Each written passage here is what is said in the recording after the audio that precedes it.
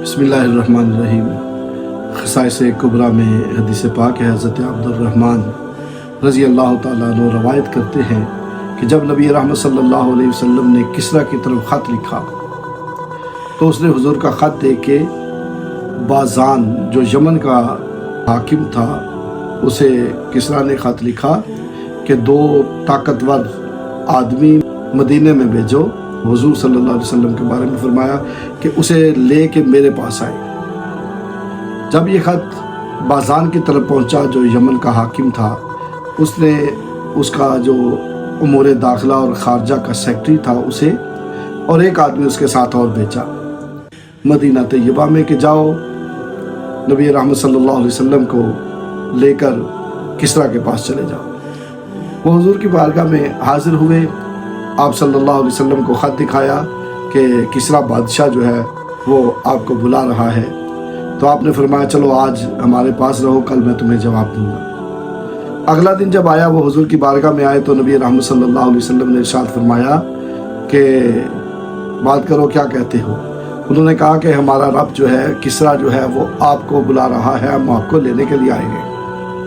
आपने उन्हें ख़त लिखा, वो जलाल में है, आप पर गुस्से है। करीम आका सल्लल्लाहु अलैहि वसल्लम ने उनसे इरशाद फरमाया जाओ, रात के 7वें पहर मेरे रब ने तुम्हारे रब को कत्ल कर दिया है। किस्रा जो बादशाह है तुम्हारा, उसके बेटे ने उसे कत्ल कर दिया है। मेरे रब ने उसे बेटे से ही उसे कत्ल करवा दिया है। उन्होंने वो वक्त नोट कर लिया और कहा ये बात हम जाके अपने हाकिम से करेंगे, बताएंगे उसे, देख लेना। आपने फरमाया जाओ। वो जब बाज़ान के पास यमन के हाकिम के पास पहुंचे तो जाके बताया कि इस तरह उन्होंने हमसे कहा है। बाज़ान जो था उसने पता करवाया तो वही वक्त जो हुजूर ने बताया था, वही दिन, वही महीना जिसके बारे में हुजूर ने फरमाया था कि मेरे रब ने तुम्हारे रब को उसके बेटे से ही कत्ल करवा दिया है। जो 2 आए थे यमन से बंदे, उनसे ये भी फरमाया जाके तुम यमन के हाकिम से कहना कि कलमा पढ़ के मुसलमान हो जाओ। अगर कलमा पढ़ के मुसलमान हो जाओगे तो मैं तुम्हारी हुकूमत तुम्हारे ही हवाले कर दूंगा, नहीं तो फिर एक वक्त ऐसा आएगा कि इस्लाम के झंडे किस्रा तक और जहाँ तक दौड़ने वाले घोड़े पहुँच सकते हैं या चलने वाले लोग पहुँच सकते हैं, सारी कायनात में वहाँ तक इस्लाम के झंडे गाड़े होंगे। जब बाज़ान जो था यमन का हाकिम, उसने ये बात सुनी और उधर से किस्रा के बारे में भी खबर पहुंची कि वाकई अल्लाह के महबूब ने सच फरमाया, उसी वक्त वो कत्ल हो गया था। तो यमन का हाकिम हुजूर की बारगाह में हाजिर हुआ, खुद भी कलमा पढ़ के मुसलमान हो गया और यमन वाले भी कलमा पढ़ के मुसलमान हो गए।